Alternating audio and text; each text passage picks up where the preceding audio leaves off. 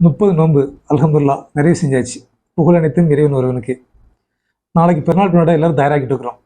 பெருநாள் குறித்து எல்லாருக்கும் ஒரு சிந்தனை இருக்கும், எப்படிலாம் கொண்டாடலாம் அப்படிங்கிற ஐடியா இருக்கும். நிறைய பேருக்கு காலையில் தொழுகணும், தொழுக முடிச்சு மதியம் ஒரு நல்ல பிரியாணி, அப்புறம் ஒரு ஐஸ்கிரீம், அப்புறம் தூக்கம், சாயந்தரம் எஞ்சி ஃபேமிலியோட ஒரு அவுட்டிங், இது மாதிரி ஒரு திட்டம். இது மட்டும்தான் பெருநாளா? இல்லை. முதல்ல அண்டை விட்டார்கள், அது எந்த மதமாக இருந்தாலும் சரிதான், அவங்க கூட ஒரு நல்ல உறவை ஏற்படுத்துங்க. யாருக்காவது தேவைகள் இருந்தால் கொடுங்க அவங்களுக்கு. அப்புறம் உங்கள் நண்பர்கள் எந்த மதமாக இருந்தாலும் சரிதான், முடிஞ்ச அன்னைக்கு கூட்டு ஒரு சாப்பாடு கொடுங்க. மத நல்லிணக்கம் பேருக்கும்.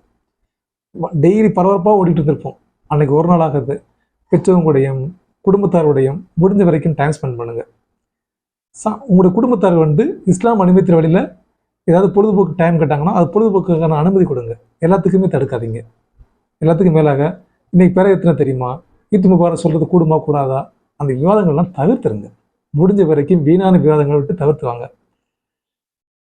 இந்த பிறநாளை வேற வழிகளில் சினிமாவுக்கும் மற்ற விஷயங்கள்லாம் செலவழிக்காம உங்களுடைய குடும்பத்தாரோடு சேர்ந்து சந்தோஷமா கொண்டாட முயற்சி பண்ணுங்க. எல்லாருக்கான துவா செய்யுங்க. உங்களுடைய துவாவில் என்னையும் என்ற குடும்பத்தையும் சேர்த்துக்குங்க. இறைவன் இந்த பிறநாளையும் மற்ற நாளையும் நமக்கு நல்லதாக ஆக்கி அருள் புரியட்டும். உங்கள் அனைவருக்கும் ஈத் முபாரக்.